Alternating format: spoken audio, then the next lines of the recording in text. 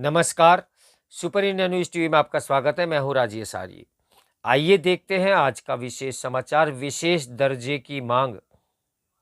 जम्मू कश्मीर विधानसभा में विशेष दर्जे के प्रस्ताव पर तीसरे दिन भी हंगामा होना यही बताता है कि एक ऐसे मामले को तुल दिया जा रहा है जिससे राज्य की जनता को कुछ हासिल होने वाला नहीं है।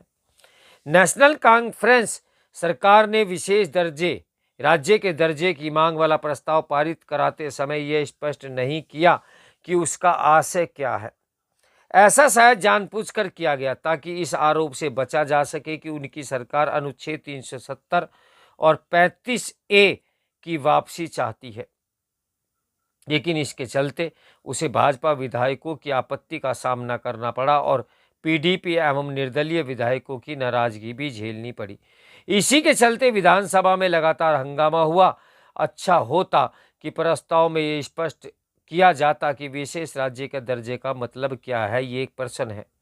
यदि सत्तारूढ़ नेशनल कॉन्फ्रेंस और उसे समर्थन दे रही कांग्रेस ये चाह रही है कि जम्मू कश्मीर को फिर से कुछ वैसा ही अधिकार मिल जाए जैसे अनुच्छेद 370 और 35A के तहत मिले हुए थे, तो ऐसा कभी होने वाला नहीं है। एक तो सुप्रीम कोर्ट उन दोनों विभाजनकारी अनुच्छेदों को निष्प्रभावी करने के मोदी सरकार के फैसले पर मोहर लगा चुका है, और दूसरे पहले वाली स्थिति बहाल होने का मतलब होगा अलगाववाद को नए सिरे से खाद पानी मिलना और साथ ही अनुसूचित जातियां जनजातियों को उनके अधिकारों से वंचित करना। यह भी विचित्र है और चिंताजनक भी है कि पीडीपी और निर्दलीय विधायक विशेष राज्य के दर्जे की मांग के बहाने न केवल अनुच्छेद 370 और 35A की बहाली चाह रहे हैं, बल्कि उस व्यवस्था को फिर से लागू करने पर भी जोर दे रहे हैं जिसके तहत जम्मू कश्मीर के मुख्यमंत्री को प्रधानमंत्री कहा जाता था। अच्छा होगा कि उमर अब्दुल्ला सरकार इस सच को स्वीकार करे कि अनुच्छेद 370 और 35A की बहाली कभी नहीं हो सकती। मुख्यमंत्री उमर अब्दुल्ला और उनके सहयोगियों को इन अनुच्छेदों की वापसी की मांग करने से ही नहीं बचना चाहिए, बल्कि जो भी नेता इस मांग पर जोर देकर कश्मीर की जनता को बरगला रहे हैं और उसे स्वप्न दिखा रहे हैं, उन्हें आगाह भी करना चाहिए।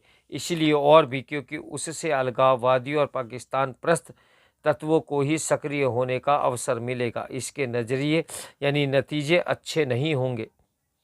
इसकी अनदेखी भी नहीं की जा सकती कि नई सरकार के गठन के बाद से राज्य में आतंकियों की गतिविधियां बढ़ती दिख रही हैं।